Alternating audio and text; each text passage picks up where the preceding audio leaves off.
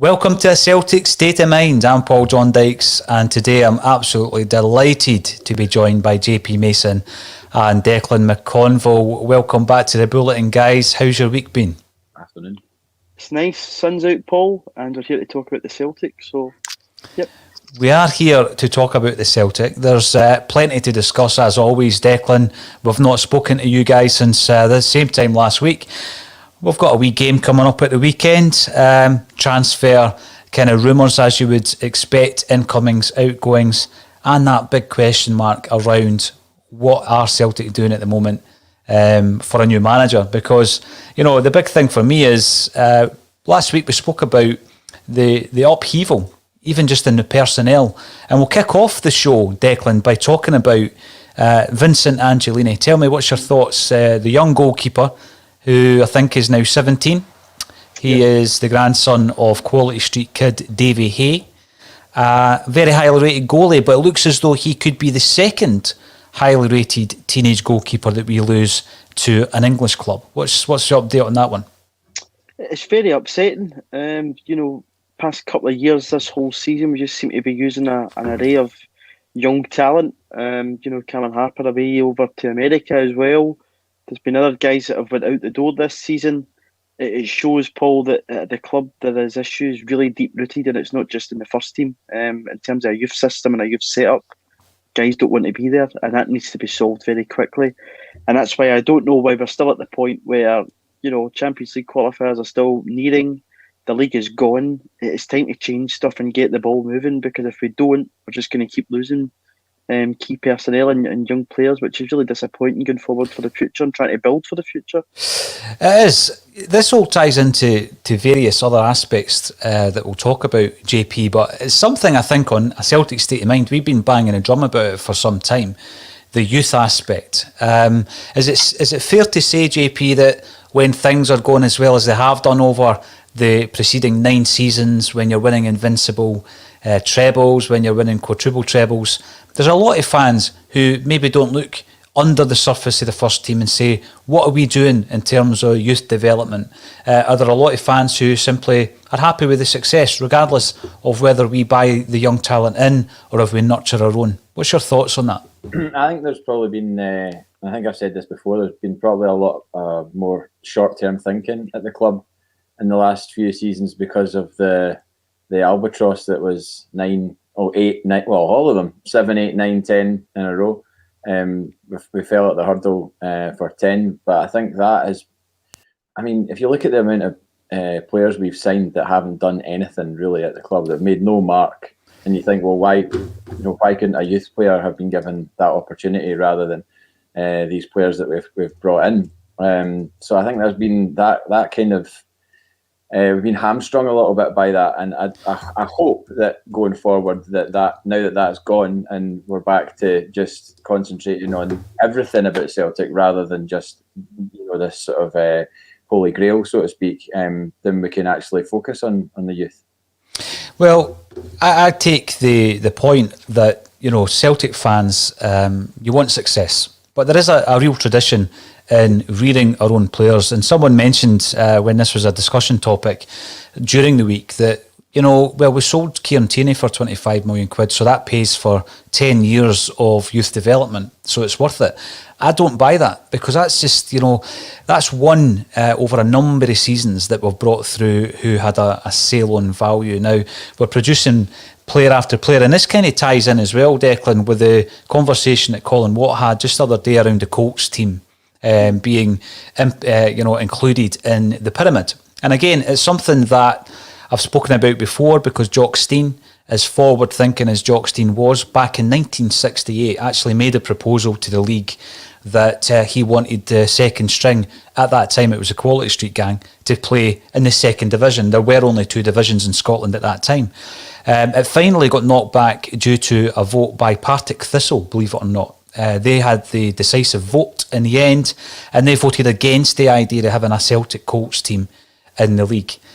All these years later, and other countries have adopted what Jock Stein was trying to implement. All these years later, we're in a situation where we're certainly not giving these young players a pathway, Declan. So they're looking down south. It's not all about money. I mean, I know that the finances down there are vastly superior to what we have here in Scotland, but they're looking down there because there seems to be more of a pathway. We've already lost a number, and we've spoken about the players we've lost to Liverpool, Man City, Blackburn Rovers, Bayern Munich, and it looks as though, you know, Vincent Angelini will go to a club. It may not be Brighton. There's been interest in Roma. His father's Italian. He's obviously got links to Italy. So for me, I'm looking at it and I'm thinking, well, you know, in 5-6 years' time, the half a dozen or so young players we've lost could have been the nucleus of our side. And moving into a situation, JP, where we're not going to be splashing as much cash, I don't think anyone is, moving on into the next 3-5 years. And also the fact that we're going to have restrictions in terms of who we sign, because we're moving into a post-Brexit era in relation to transfers in football. It seems to be that we're at a stage where it's too late. We're going to lose all the current crop. They're all going to go. There's a few that are a wee bit older than that. You mentioned one earlier, Declan, who already had first-team experience. He's away to New York Red Bulls, I think, isn't he? Yep. Cameron Harper. We've also got Okaflex. We've got Dembele, who just a few years ago was the prodigy. You know, he was being spoken about all over European football. There was a tug-of-war between Scotland and England as to who could cap him. Yet we're going to lose all of these guys. Now, this actually feeds into a couple of different discussion topics. The first one being the Colts discussion, which we could have. But the other one would be that we're moving into a situation where we're appointing a director of football and a head coach, JP. And this whole discussion could be part of the strategy moving forward. We want to build not only a team that's winning right now, but we want to build a whole structure at the football club whereby the guys that we're signing at the moment, who might be 15 or 16, in 2 or 3 years' time, we want them to be first team ready. And we want there to be a conveyor belt. Now, that's the kind of thing, if you look at some of the in-depth interviews given by the likes of Ralph Rangnick, for example. There's a great interview that he gave to Coaches Voices. Check that out. You'll find them on Twitter. And then Jesse Marsch, who's obviously been speaking to the media over the last few days, they speak about having this kind of vision where they're actually building something, not just the 11 players on the park, which I believe was all Neil Lennon was interested in. But there are other managers like Rafa Benitez, who Carragher reckons is all that he's interested in. JP is the 11 guys on the park on match day. So I think if we're looking towards the football landscape, we're looking to a new structure, that's the kind of thing that we could actually sell to someone like Jesse Marsch. Now, we said yesterday on the podcast, Ralph Rangnick and Marsch obviously know each other. They've worked together. Could that be the dream team? For me, it would be the absolute utopia if we were to appoint those two. And people are writing off Rangnick because they reckon the deal's already done with Schalke. That's not the case. The deal hasn't been done. There's a lot of upheaval at Schalke at the moment. And I've actually approached Talking Fußball, which is a tremendous German podcast, who spoke to ACSOM a couple of years, but in fact 3 years ago, when I think we were playing Mönchengladbach, I think it was at the time, for an interview so they could fill us in and give us an update on the Schalke situation. So hopefully we'll have them on in the next couple of days. What's your thoughts, JP? Let's sell this vision. Let's sell a vision to a management team, a director of football and head coach, that we actually want to do something, not just domestically, but we want to build a team that could make an impression in Europe. And it might take 3 to 5 years to do that. We need domestic success, of course we do, but this longer term vision is what I think many Celtic fans are looking towards, JP, which would cross off some of the names that are on the banner at the bottom of the page here, especially Roy Keane. Oh, well, I'd do that anyway. I would do that regardless. And no disrespect to any of them. It's just, I think I've not given my thoughts on Roy Keane. Roy Keane will always be an absolute god to me. Manchester United legend. Scored that header in the semi-final, knowing that he wasn't going to be able to play in the final. Was that against Juve? Yeah, it was. Yeah, he was tremendous that night. I mean, I can remember that night so well, and just being so delighted that they were getting to the final. So Roy Keane, and obviously his punditry is brilliant as well. He's got great patter on the TV, but when you've not managed a club for 10 years and your previous clubs are what is it, Ipswich and Sunderland. It's not that doesn't fill me with any, particularly at this point in time in Celtic's history. To appoint Roy Keane would be folly, I would think. But the Jesse Marsch thing, I started to watch some stuff about Jesse Marsch. Now, I never normally do that, watch stuff on YouTube about managers and coaches' voice stuff and all that. But I watched his coaches' voice thing. I watched his halftime team talk against Liverpool when Salzburg were they were down 2-0 at halftime, and he was basically geeing them up, and it was interesting to watch. I like the cut of his jib. I think he's really intelligent, and he's trained under Ralph Rangnick. And I also found out, I don't know if you knew this, I just found this out about an hour ago, was that he had a link. Getting a pro license is quite difficult to do, but he said he had contacts in Scotland, and that's how he got his pro license. And then there's a clip of him at I don't know if it was Marsch or wherever the Scotland squad were training, but it was him and a bunch of other managers were all listening to Gordon Strachan speaking, and it was like Callum Davidson and Neil Simpson, and I can't remember who else was there, but Strachan's giving them a lecture basically about football. So he's obviously got some sort of in with Strachan. So I mean, I'm not putting 2 and 2 together and coming up with 5, but there's obviously some link there with Scotland as well. So who knows? But I also think, just regards to the actual appointment, I wonder if you look back at Fergus McCann, when Fergus McCann left Celtic, he was booed onto the park to lift the flag. And I hated that day. That was my first day as a season ticket holder, and I was so annoyed that was what was happening, because it was not what I was about. I was pretty much shouting at folk around about me to stop booing. And so Fergus McCann left under that sort of cloud. Now, if Peter Lawwell was to go and walk out, and I know there's no flag to raise, obviously, but if Peter Lawwell was to take a bow in front of the Celtic support right now, it would be savage. It would be, if we could be in the stadium, I know for a fact that it would probably be about 70 or 80% of the crowd would boo him.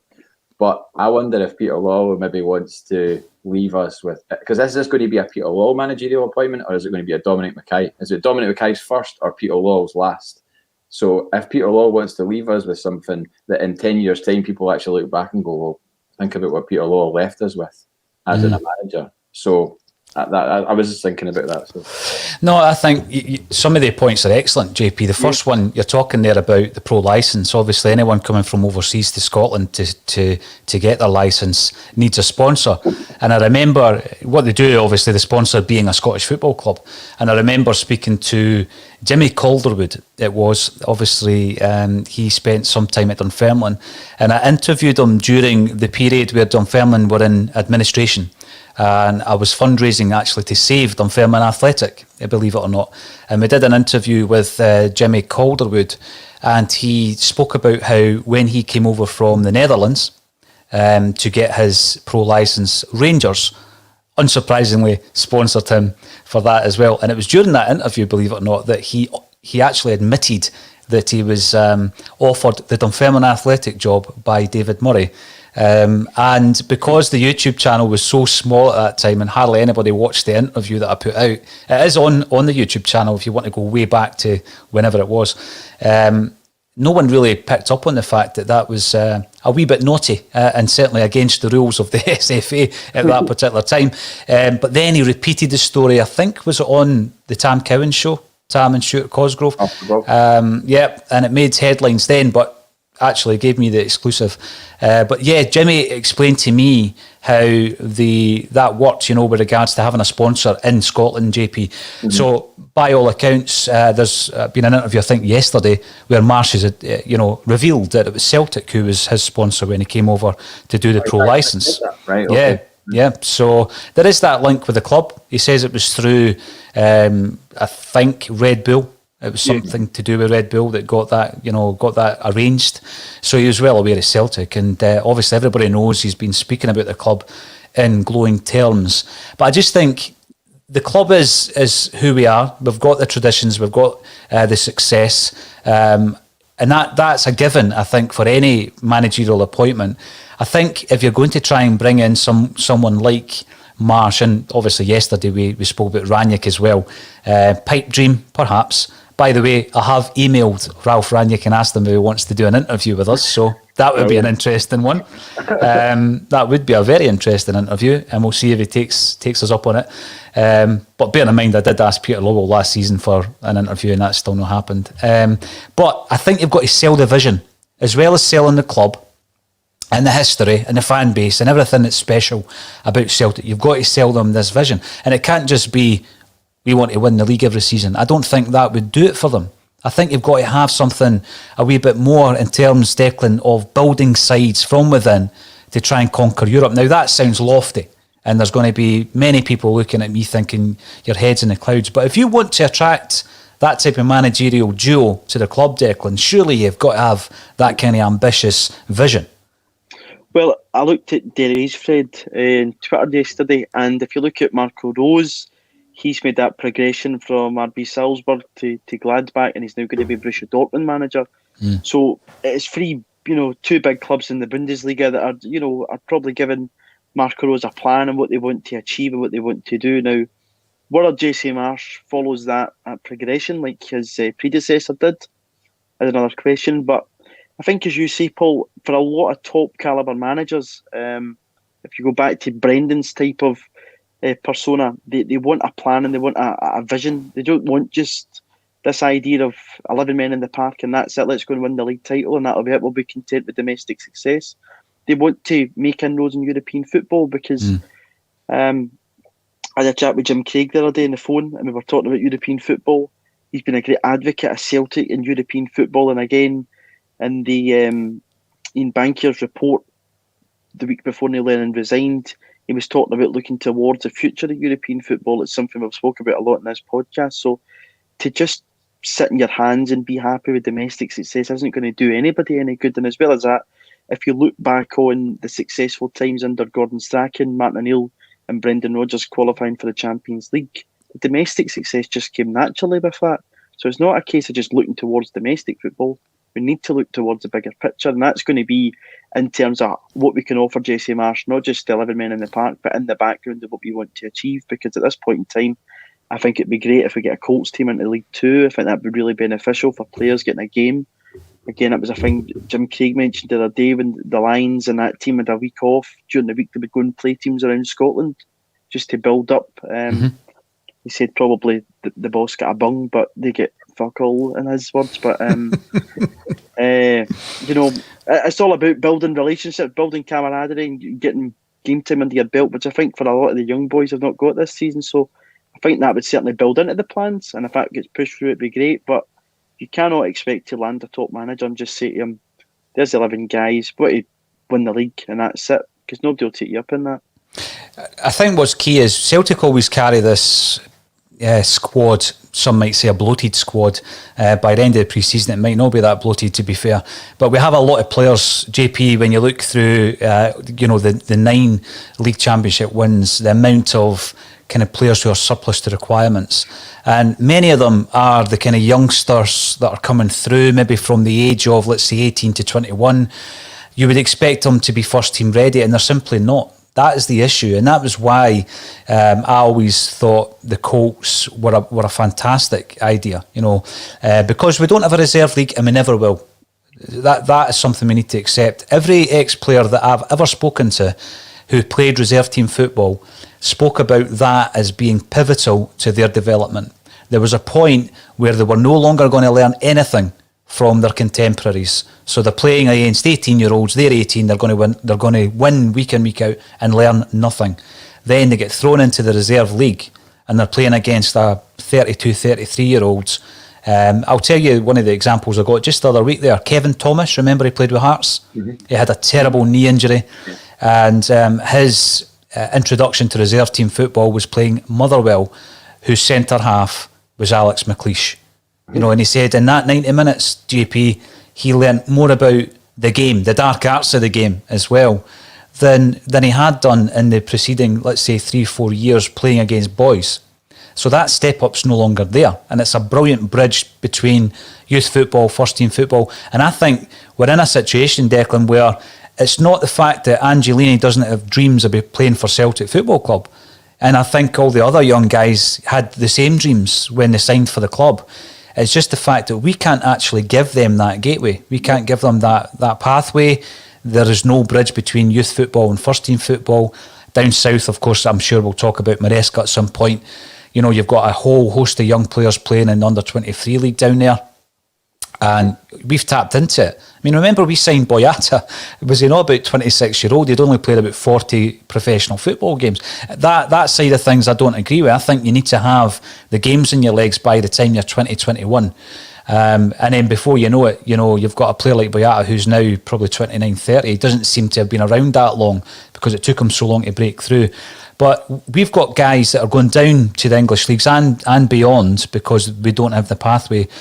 I also see the argument, JP, with these teams who think that, you know, because it's Celtic and Rangers, I think it was Peterhead made the point the other day that the Scottish football's not there just to assist Celtic and Rangers. And I don't know, I think that's a flawed argument. I've got to say that. I do think that's a flawed argument. I think the youth academy at Celtic has produced so many players for all of these teams in Scotland. I mean, you look at just about all these teams in Scotland, and many of their players have, part of their development has been at Celtic. There has been an investment in their players by Celtic when they were youth players. So I think to have that kind of attitude is wrong, but at the same time, there might be an argument in relation to where the coach team drops in terms of where they start in the Scottish League. You've got a lot of these clubs who used to be junior clubs, JP, who might think, well, we've waited this long to be in the pyramid. Surely you can't leapfrog us and be 2 or 3 leagues above us and start at that level of Scottish football. Do you think it will happen, JP? And if so, do you think that is a good start in terms of Celtic producing players? Maybe not back to the same kind of regularity as the 60s and 70s. That was almost freakish in nature, but with some kind of regularity. I mean, surely if there's any sort of resistance to it amongst the clubs who are going to have to step aside or accommodate a Colts team in their league or whatever, if there's any resistance to that, surely there must be evidence throughout the rest of Europe that can be presented to them to say, well, here's what happened in this country when they did it. Here is the results of that, and show how money is filtered down throughout the leagues in terms of. I know that I think it was Colin mentioned that there was a payment was made as a seasonal payment that's made to the league. I don't really know the mechanics of it, but there was a seasonal payment made to the league by Celtic and Rangers in order that they can have the Colts teams in the league. And I know there's obviously the glass ceiling that they can't get promoted beyond League One, which I find that a bit strange. I mean, not that it could ever happen that they could go beyond that, but I just think, well, if they win it, then it's just like, oh well, what happens? Does the team that finished second or third, do they then get promoted? I don't really know how that works, but it just seems like they'll just perennially just be in that league and potentially winning it all the time. But I'd like to think it could be if it's been proven to be a success in other leagues in Europe, then surely to goodness then they could accommodate it here and put aside any sort of it's all about Celtic or Rangers. It should be the other way about. It should be about Celtic or Rangers using their size to be able to benefit Scottish football as a whole, rather than sort of bring it down or dilute it in any way. The other thing, I'm going to throw this in as well, just on that point, JP, going back to that original time that Declan and I were talking about, Jim Craig will remember it well. Celtic were sending sides all over Scotland. And so one example that springs to mind, they sent the reserve team to Recreation Park in Alloa. And if you were to compare the attendances that Alloa would have expected on any given Saturday or any given day against what they actually got that day, it was something like 8 or 9 times the attendance turned up to watch a Celtic reserve side. And on that particular day, Ward White scored a hat-trick, the dearly departed Ward, who passed away this year, at the beginning of this year, and he helped me out massively with that book, gave me a great interview.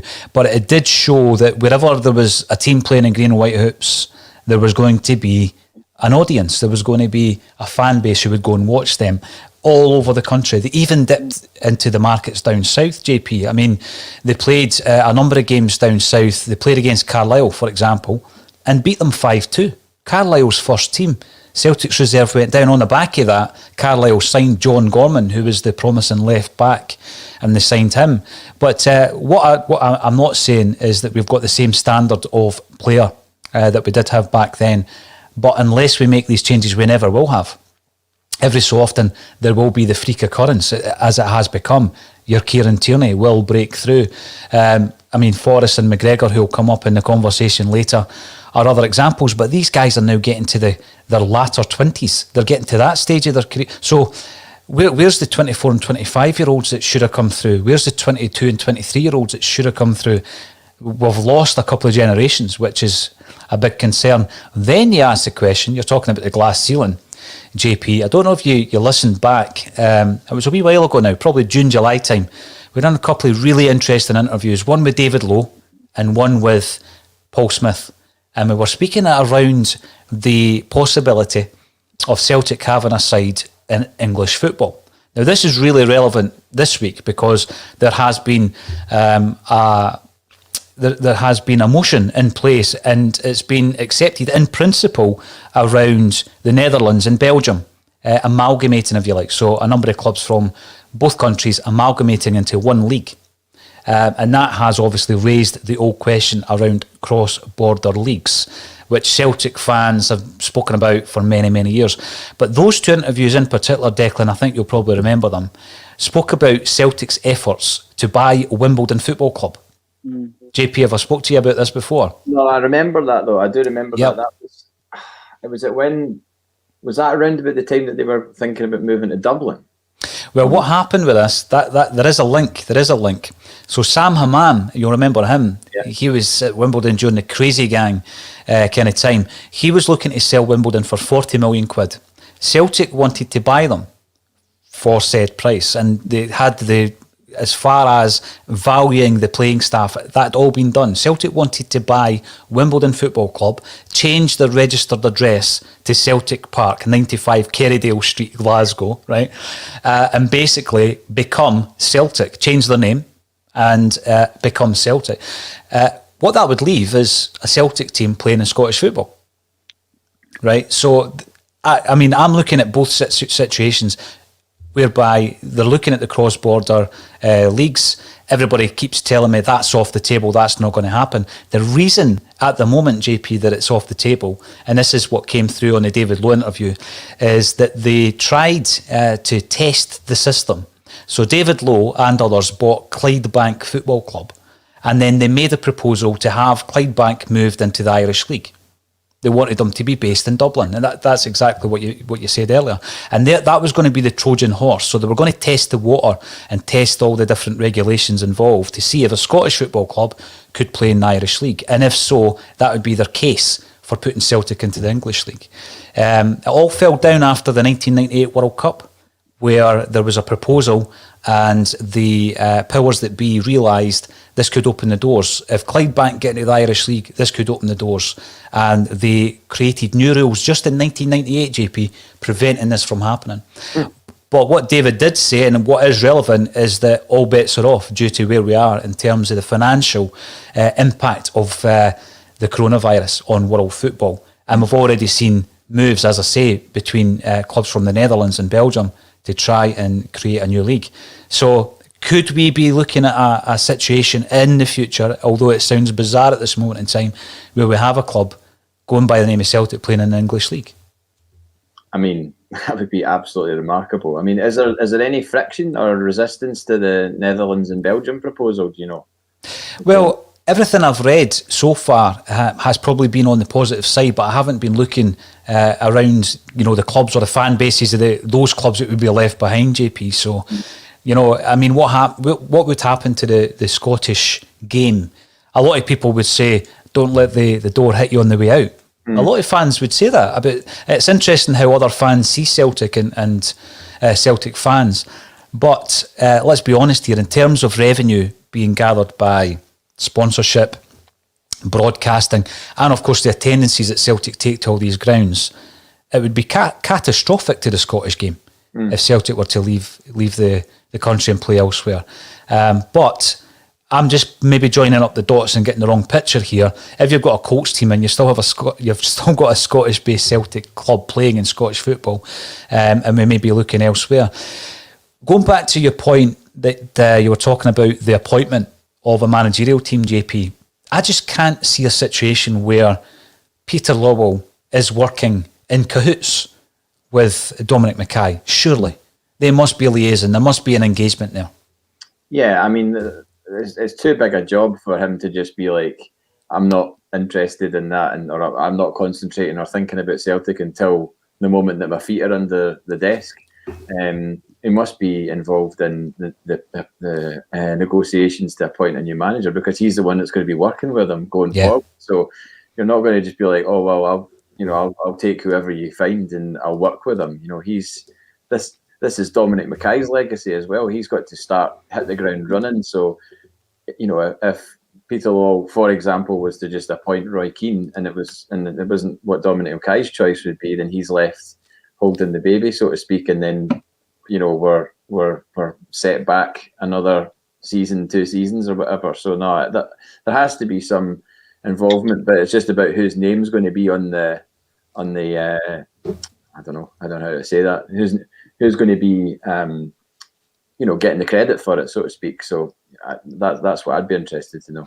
It'll be one of the ones, JP, where I didn't sign Patrick Klimala, but I'll take Sorrow. I signed Sorrow, but I wasn't responsible for Klimala. One of the ones where you take all the successes, but it was somebody else's fault if it doesn't work out. I mean, I just cannot see, Declan, a scenario where the outgoing and the incoming CEO are not. It's not a joint decision. Surely they're working together. No, it needs to be a joint decision, Paul. I think as well, the fact that Dominic's coming from Scottish rugby points to a question of his experience in football so far. Whether you like Peter Lawwell or not, he's been around the game for a long, long time. He's got a lot of connections around the country and whatnot. So I imagine there will be a conversation between Peter Lawwell, Dominic Mackay and Dermot Desmond. And again, spoke about joining the dots up. We all know that Peter's son works for Manchester City. And when we start to think about Enzo Maresca, that could be one of the dots that are joined up. That, going back to what what JP was saying earlier on, and that if Peter does leave, he might want to leave something positive at least. Although the legacy just now is in tatters, it could be a parting gift, and hopefully the parting gift's something positive that lets us build for the future. But I can't see a world where it's just Dominic Mackay that's picking the manager. There must be dialogue between the three of them going forward here, and that's why I think that Maresca might possibly be the man that comes in due to the link that Peter Lawwell has with Manchester City and the link that Celtic have built up with Manchester City in the past few years. I mean, we've spoken about all the possibilities. I mean, that's part of the reason why there's a daily bulletin. Every new name that comes in, we go through it, we pore over it.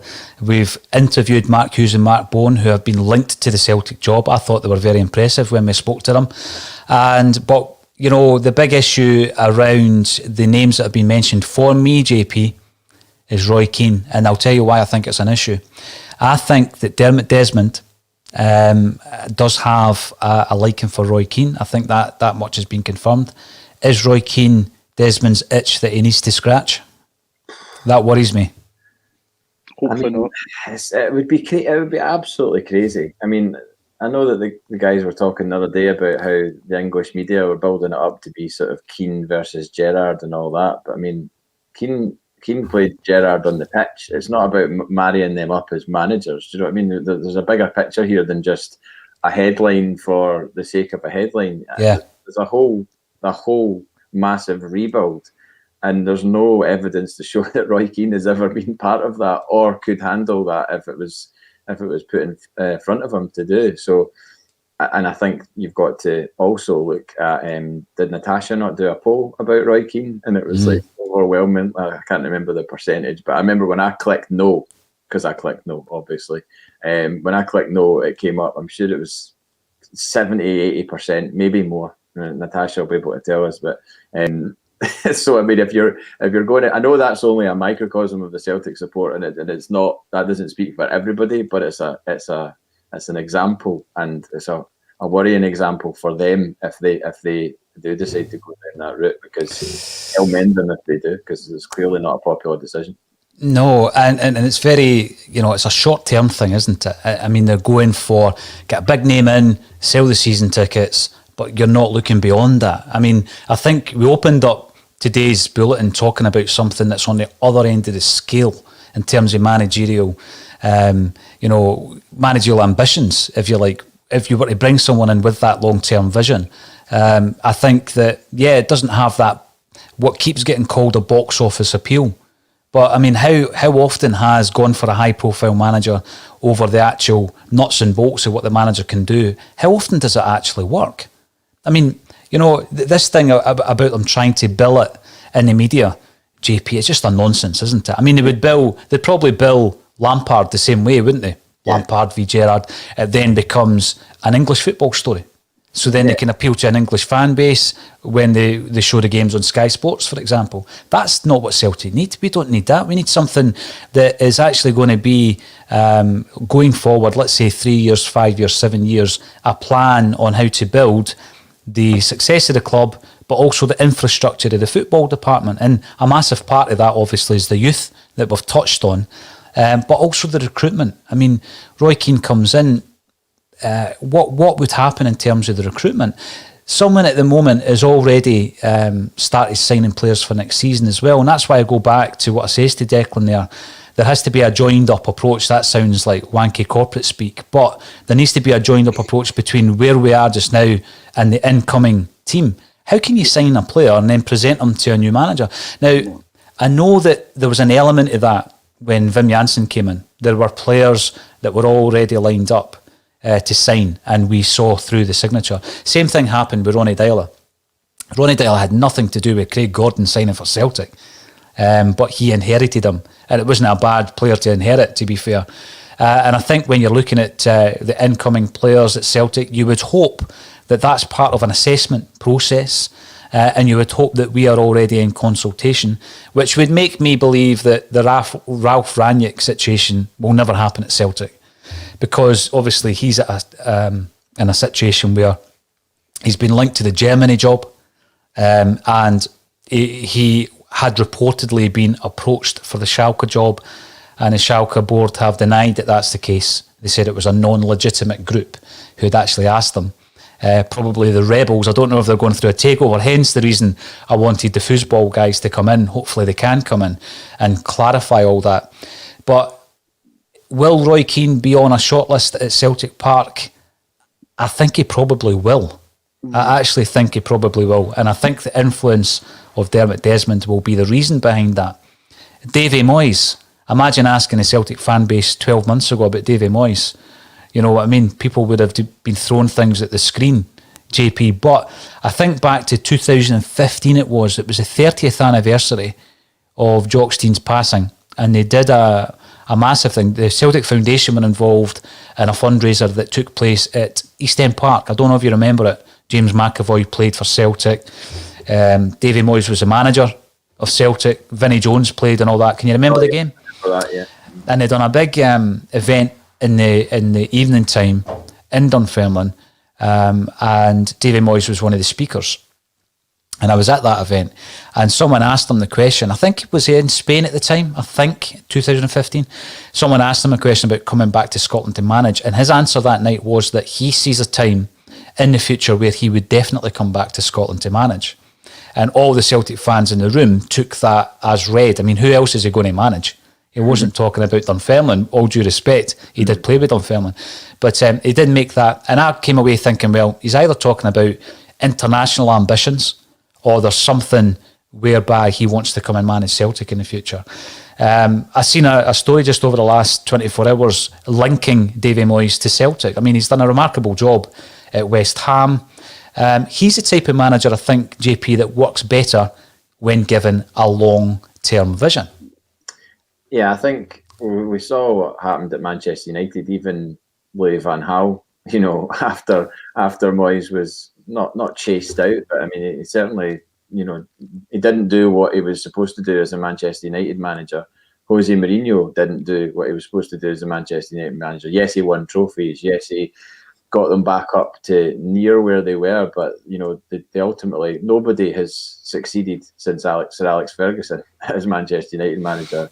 And I think Moyes, I was always a really big champion of Moyes when he was at Manchester United, because the way the press just jumped on him as soon as a few results went bad, it was just like, wow, like they're absolute ruthless. There was no, let's give him a bit of time. He was taking over from one of the most successful manager in the English game, and they didn't give him any slack at all. It was just like, not good enough. He's a dud. Get him out. And I always had a bit of fondness. And before anybody gets into this, there's JP telling another story about somebody he met. I didn't meet him, but it was on my flight back from Seville. Davie Moyes was sitting about 4 seats back from me on my flight back from it was actually Malaga.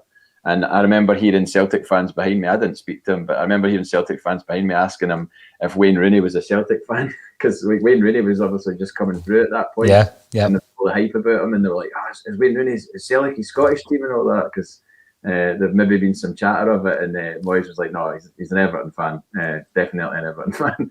I just heard them say that. So I don't dislike Davie Moyes and that, but I just think with all the talk that we've had and the things that we've been kind of almost, the carrot's been dangled with regards to the likes of a Jesse Marsch or an Enzo Maresca or just somebody with that kind of a different take on it. I think Moyes is still going back to the whole Celtic connection, former player, all of that, and I get that is an aspect that needs to be explored, but I think we need to move away from that and move away from it with a positive and progressive, not regressive. There's a appointment, not a disappointment. Progressive, not regressive. There you go. So, I think progressive is the word when you think about the Harkin Maresca combination, and you look at someone like Jesse Marsch. Eddie Howe, Declan's a different proposition entirely. I look at an appointment of Eddie Howe being similar in nature to Brendan Rodgers, in that he would be looking at Celtic as a stepping stone. Would you agree with that? Yeah, 100%, Paul. I think there's a risk if you go with one of these, higher profile managers that after 2-3 years are not going to be there and are going to go out the door. And again, you get left with the situation that we found ourselves in February 2019. And at that point, again, do we go and give John Kennedy the job and say, come in, win the cup and fire him into the position? But we need to get away from that. And it's about building for the long-term future. Apologies for looking at my phone there. Bit of breaking news: Luke O'Connell has joined Queen's Park on loan until the end of the season. So, sorry to go away from the topic there, but just to give an update.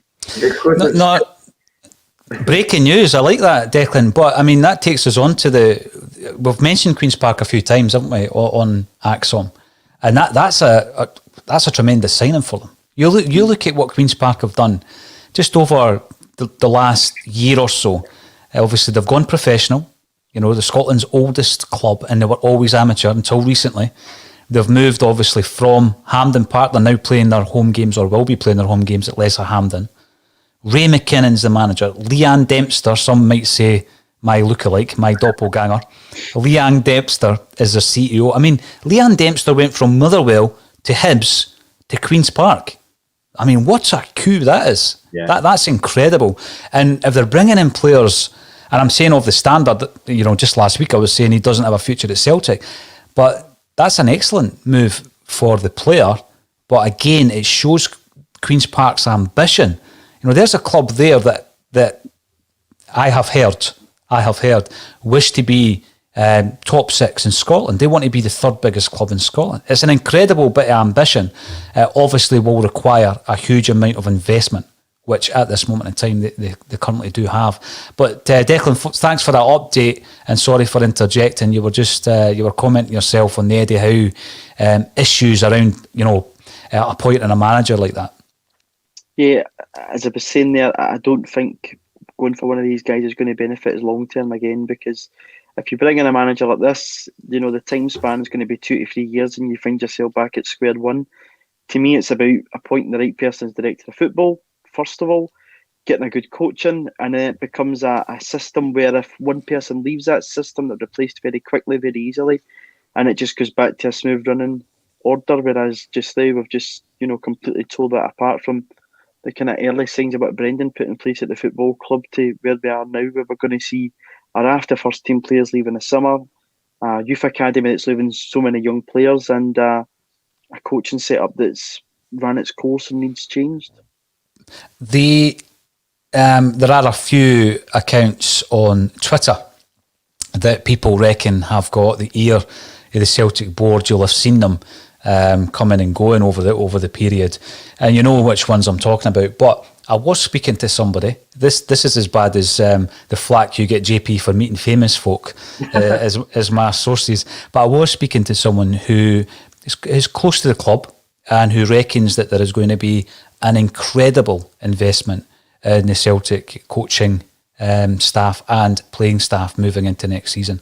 Now, when I was told that, I thought, right, okay, I know that you've got to get a league title back, but surely that level of investment is with bigger ambitions, and that theory wasn't quashed when I suggested that, and that's why I'm starting to think around. I guess an escape route, for want of a better term, from Scottish football. Do they have ambitions beyond that? Is the managerial appointment going to be feeding into a much bigger picture at Celtic Football Club? It makes you wonder. But thanks for the update. I know that Colin Watt is going to be devastated, Declan, that Luca Connell is going to be leaving the building because he wanted him to be given a wee chance at Celtic. I mean, he's not really had an opportunity. But, you know, going back to the managerial situation, JP, obviously another name that's been touted by some people who have worked with him is John Kennedy. And John Kennedy will be in charge of his first Celtic game against Rangers this weekend. Now, we're 45 minutes into this broadcast already. We haven't even taken a comment, and I will get onto the comments, I promise. It is. Aye, let's talk about music 55 minutes in. But let's have a look at this weekend's game. I wrote down a team line, a predicted team line, something that it wouldn't surprise me if he played. And from that team line, there was probably only 4 or 5 players I would expect to be at Celtic next season, it really shows you the magnitude of the rebuild at Celtic. JP, how do you think we're going to approach it? How do you think John Kennedy is going to approach this, the potential lineup? And do you have any fears for this weekend in terms of what we saw against Dundee United being pretty uninspiring? Well, I mean, it was, but I mean, if you remember the first half, I mean, one of those shots goes in, and there was many.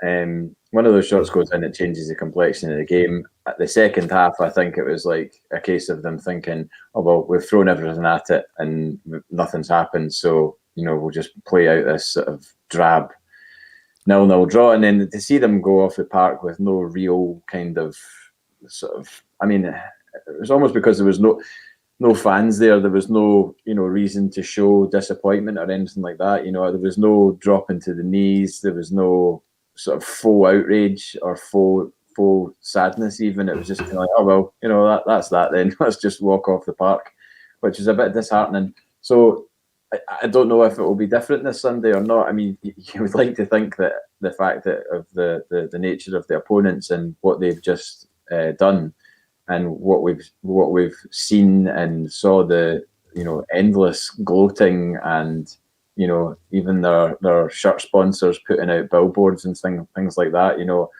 If that was me in that dressing room, I would want the game to happen tomorrow, never mind Sunday. So I just hope that they've got that kind of fire in them to go out there and put in a performance, because everybody knows they're capable of it. It's still pretty much the same side. It's not as I know there's a few people that have got injured and a couple of departures, but I mean the nucleus of that team is made up of good football players. So it's about John Kennedy to show what he can do in this short term. And you've got to just wonder what it's like within the walls of Celtic Park. Is there a cloud, or is there an optimism? Because nobody knows. Nobody knows really what's going on. You get the platitudes from the players and the set-up interviews by Celtic, but I mean that's all very much kind of stage managed, and it doesn't feel natural almost. So I'd like to know what the genuine feeling is in the dressing room, rather than just this, facade that was presented with.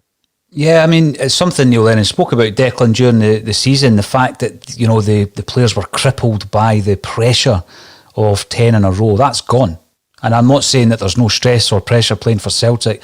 There should be pressure on you no matter who you're playing. On a day-to-day basis, there should be a pressure on you at training to prove to the manager that you should be playing in front of whoever it is you're up against. So, yeah, it would be interesting to know if, that dark cloud has disbanded in some way, JP, and there is a freedom, if you like, because obviously the league is gone, or because again, the whole uncertainty of who's watching you day to day might not be there next season, and I think that would add into it. But you've got players there, Declan, who should be hungry. They should be hungry to show what they can do, especially in a big game, as it always is this Sunday. I mean, what's your thoughts on it? I don't think John Kennedy's stamped his own authority on the side. I think it's been very much, other than spells like JP mentioned, where we seem to be playing a wee bit more free-flowing in the first half against Dundee United, JP, I totally agree with that. I think it was 27 shots by the end of the game, and you would have normally expected one of them to go in. We certainly would expect from the players we've got to score a couple of goals in a scenario like that. How do you think we're going to approach it, Declan? And what's your prediction? What's your prediction for this Sunday? I think one thing that might help us, Paul, is we're not sitting here talking about a possibility of Rangers coming to win the league at Celtic Park. As much as it was disappointing the way in which we lost the league at Tannadice, I think it might help some of the players, because we can see they've not handled pressure at all this season. That it's not a case of trying to stop that on Sunday. It's a case anyway of trying to stop Rangers going unbeaten for the season. That's enough motivation for any side, never mind the embarrassment that some of them have been put through and the gloating that they've shown in recent days. It might have done John Kennedy good to have 2 weeks kind of proper training with the first team as well. But I really don't know, because whether some players want to prove themselves, whether that be to remain in the building next year, to get out the door in the summer. But the pressure, certainly the league title, is well gone. So to me, it's just about stepping up and proving that there's still decent enough players there, because we think there still is. But on Sunday, I think it'll be tight. Rangers obviously play European football tonight. Whether that affects them on Sunday, whether they change their team, obviously they're not home and dry against Slavia Prague yet. They'll face a tough tie tonight. Slavia did well at Leicester, so they'll be in for a tough game tonight. What that might do is give us something to build on Sunday, because obviously we won't be playing this evening. Might see a few Rangers players tiring, but Sunday's a big game for us. It's a big game for John Kennedy if he wants to try and put his name into the hat, because I think at this point in time that's gone, and it's a big chance for some players to really prove themselves. I think it'll be tight, but I would hope that some of the Celtic players would step up and put an end to Rangers' unbeaten run and show that they're still decent enough players. That would be key. I'm going to have a look at some of the points coming through in relation to, the suggestion that someone like Jesse Marsch could come in. And Kaplan Mark, who's commenting on YouTube, states that Marsch is the right profile and philosophy. He has experience, success, and has clear thoughts on development of the squad. This is much more the right direction we should look at. By the way, I agree with that. I totally do agree with that. And, there is just that niggling thought, behind the scenes, JP, where someone might be pushing for a Roy Keane and thinking that that's the magic wand and we can go out and do what we always do and recruit, 5 or 6 players and hopefully 3 of them are decent and we'll win the league. We can't do that now. We've got a proper challenge. We're now the challengers. We are up against it in terms of just continuing as is, or has become the norm. David Bradley comes in to say, Celtic, we need a big performance on Sunday. I think the biggest thing for me is what Declan said. We've got to end that domestic dominance in terms of an invincible league campaign. It doesn't look to me like anyone is going to do that, so Celtic need to do it. And Magnet 67, Marsch and Rangnick would be a major step up and an indication of proper change. Absolutely agree with that. And interestingly, Shippy 67, Marsch and Howe, a dynamic, forward-thinking, their own philosophies, will show care and time for the youth, but are also coaches, and we have lacked that since Rodgers left. Coaches equals underperformed. Yeah, absolutely. And finally, Robert Hyland comes in to say Marsch and Rangnick would rock the international football community. Now, what I'm going to say from that point of view, Robert, is I'm almost resigned. Well, I'm completely resigned to losing Edouard in the summer. I think most of us are. We're also probably going to lose Ryan Christie and probably going to lose Chris Ayer. Now, as much as some Celtic fans don't rate the defensive ability of Chris Ayer, or indeed the ability of Ryan Christie, I think all three of those players would be big, big losses for Celtic. Now, if we were to show our hand and say, well, you know, we are serious about being a contender in Europe, and the names that we've mentioned on the show today would suggest that we are, JP, do you think that might actually change the mind? I don't think it's ever going to happen with Edouard. It's too far down the line for Edouard, and it probably is time for him to move on. But players like Ayer and perhaps Christie might stay for another season or two longer than they would have done had we not made that appointment. It depends on the level of ambition that's shown by sorry, no, that's not what I meant to say. It depends on the level of clubs that we're going to be coming in for the likes of Ayer, Christie and Edouard. Because if the clubs that are coming in for them, to them, are underwhelming in terms of how they see their ability and how they see their career going, if we were to bring in a highly lauded coach with a proven track record of improving players, I mean, Jesse Marsch worked with Erling Haaland. So, you know what I mean? You've got a guy that can point to that as a recent example. I know it was only for 6 months, but he's obviously got a fondness and vice versa for the player. So I think potentially that could have an influence on their decision, because if they go, well, here's this guy coming in, he can develop you over the next season, possibly two, and let's see who would be interested in you after those 2 seasons. Because you'd like to think that we'd be aiming at the Champions League again. It feels like forever since we were in the Champions League. I mean, I don't know about you, but it actually feels like it's about, I don't know, 5 or 6 years since we played in the Champions League. The last time you heard that music, JP, would have been December 2017 against Anderlecht. Right. 4 years come to 3 years, 3 and a bit years. And it actually feels like longer than that. So yeah, I think that's a possibility. Whether the both feet are out the door already with those players, who knows? We don't know. It's we're completely in the dark to that. But if you've said that you've heard that from a source about a serious investment, I'm not surprised. Like, why would we not do that at this point in time? It's clearly obvious that needs to happen. And by the way, I want to actually add something in here, because I get that there'll be the whole 55 and counting comments coming in and everything else, and you're just bitter about Rangers winning. I don't begrudge Rangers gloating at all, but this whole idea of it, Kings of Glasgow, and they're now the pendulum swung and they're going to win 10 in a row. Absolute nonsense. Please excuse me, I have someone at the door with a parcel.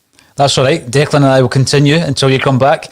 Now, see, when we're looking at the reaction of the very mention of Ryan Christie, Declan, so I'm going to bring in some of the mentions coming in from Facebook. Firstly, Christie has done nothing for us. I think he owes us big time. And Pa G, happy to see Christie go. And then David, I don't disagree with this. Turnbull is better than Christie, and if we get the right manager, they have loads of contacts. Absolutely. I think my concern is we're going into a period in the summer whereby, Colin and I went through the entire squad, and that included players like Luca Connell, and we spoke about how many of them might be leaving the building. So we took it for granted that all 4 loanees would be leaving, even though there might be a deal done for someone like El Yunusi. Quite a few of the younger players. There was upwards of 16, 17, as much as 18 players that might be leaving Celtic this summer, Declan, which is astonishing.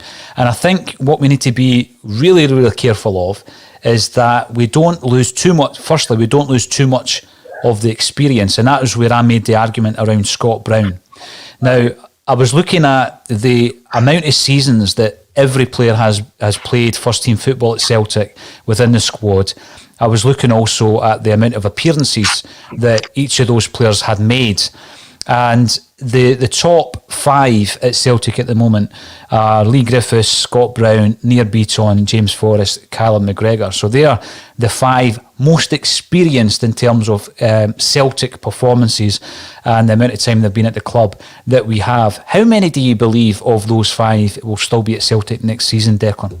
Very little. I don't know. I think it's a bit of a mixture, with Lee.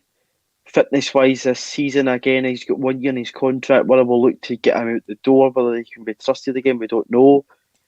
I would certainly give Scott Brown a year extension. I hope Callum McGregor wants to hang around because I think Callum's an excellent footballer. Beaton, again, experienced. For me, I probably wouldn't have him around the building, but again, no, if you're looking for a rebuild, you don't want to have too many out the door. I'd probably be one I would be quite happy to let go of, but and James Forrest again will most definitely be there. And again, a player we've missed this season due to injury, but we need to be careful. And quickly going back in Christie, he's our second biggest for assists this season, so he's not did nothing. He's not been at the same heights as last season, but he certainly contributed to an extent. And again, for him and Chris Ayer, I think it's going to depend as well on what's offered in the table contract-wise, because for money, some players both have achieved all they can at Celtic domestically. Whether they will look to go in for the riches in another league as another question. Another quick transfer update. Queen's Park have doubled their signings today. Ryan Mullins went to Queen's Park on loan too. So the phone's red hot today, and Queen's Park are pulling off all the big deals. I feel like Jim White here.